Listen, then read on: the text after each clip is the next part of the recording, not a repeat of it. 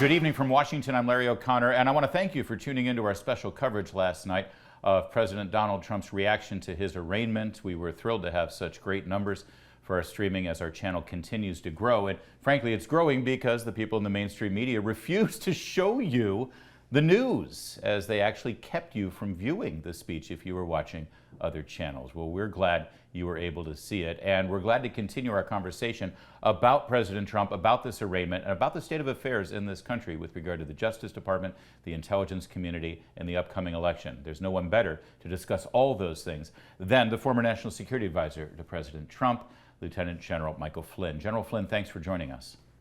Larry, thanks for having me on. And Larry, I listen to you every day. And I just want you and your audience to know that, because you're one of those guys that actually, is unapologetic about basically reporting on things that are true.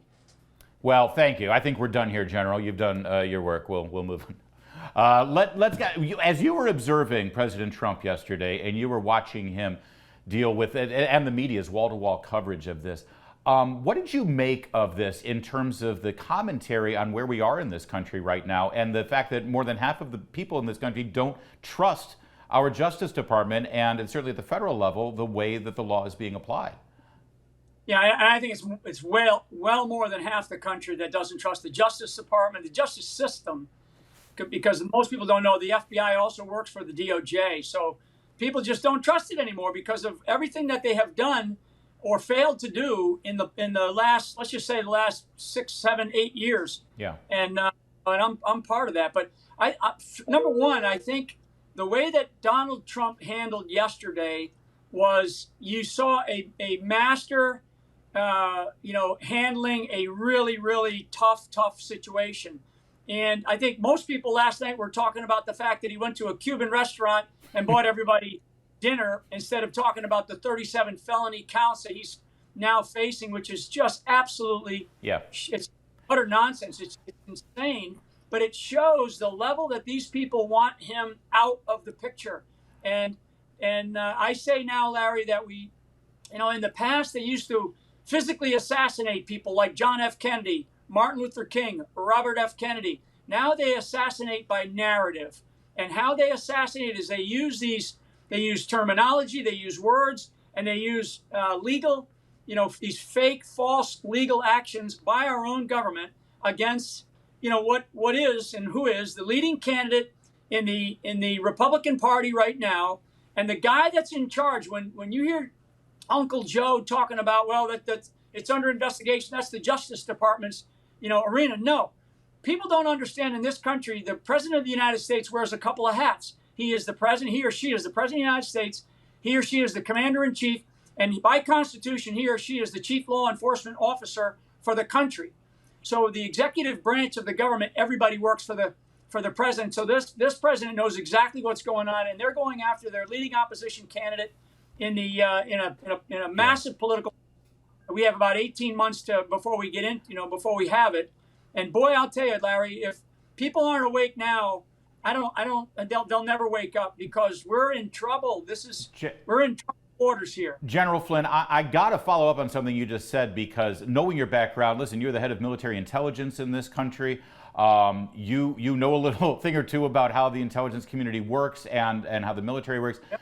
When you just compared what's happening to Donald Trump right now through the legal system with the assassinations of John F. Kennedy and Robert Kennedy and others, are you suggesting that the same entities were at play in both of these scenarios? Yeah, I am suggesting it. And I will also tell you, I call it the Uniparty, and I've written about this. I've written a book about it, and it's a bestseller. So the Citizen's Guide to Fifth Generation Warfare. And the idea that I bring out, and one of the ideas is something called the Uniparty. And it really has to do with the establishment of Washington, D.C. And the Uniparty is one group, and it's not, the left and the right. It's one group of a united party, which is an overreaching federal government. And I talk about, exactly what that is. And that's where I'm getting at. You have the Uniparty that is against the people of this country.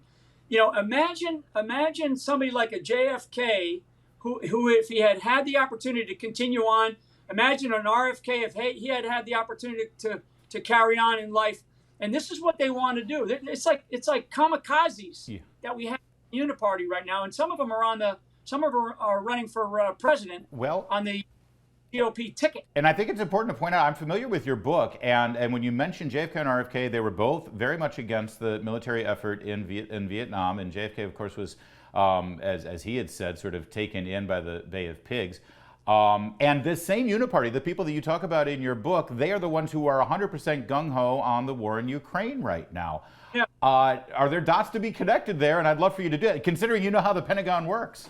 Well, yeah, they're not just the Pentagon, but the entire. Remember, I ran one of the largest intelligence agencies in the world, Larry, for good reason too. For good reason at the time, and because I was a very blunt, honest guy, and you grow up in the world of the military, especially in combat.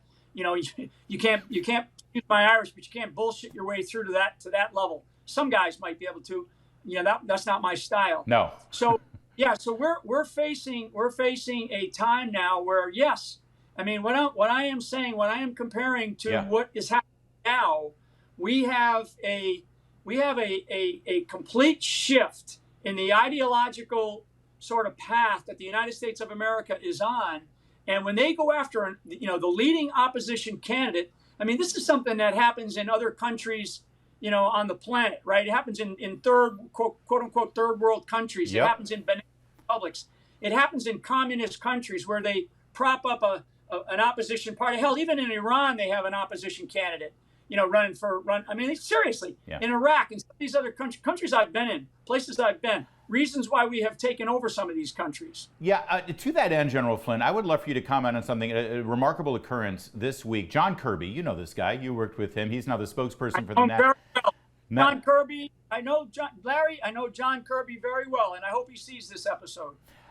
He was caught in a lie. He denied a Wall Street Journal report that China was working with Cuba to do a brand new surveillance operation right off the coast of Florida in Cuba. Caught in that lie. This is how he responded at the White House briefing this week. Watch. I can tell you that we were as forthcoming as we should have been. Yeah, let's stop right there. He lied, General Flynn, and now the answer that they're all applauding and saying, oh, how noble, is that you bet your ass we lied to you. Yeah, we definitely, I mean, they don't care, and he knows, John knows, he knows exactly what the issues are and exactly what the true answer is, but he is a token, public affairs person for this radical takeover of our country. And let me jump, so 2 points then. Quickly, Ukraine. I mean, we should be talking about the $10 billion bribe. Bribe also is in the impeachment proceedings, right? Bribery, high crimes, and misdemeanor for a president. So we know that there's a $10 million bribe that's alleged to have been given to Joe Biden and other members of his family. Fast jump over to Cuba. I mean, you know what? Jokingly, in a funny way, the Chinese don't need a listening station on Cuba. The Chinese are right inside of the White House. The Chinese are right inside of our government. The Chinese are right inside of our education institutions. They're right inside of our world corporations. They're right inside of Hollywood. I mean, I want people to wake up in this country because, and what I use the phrase, local action has a national impact. People have to get involved in their communities, and now's the time to do it.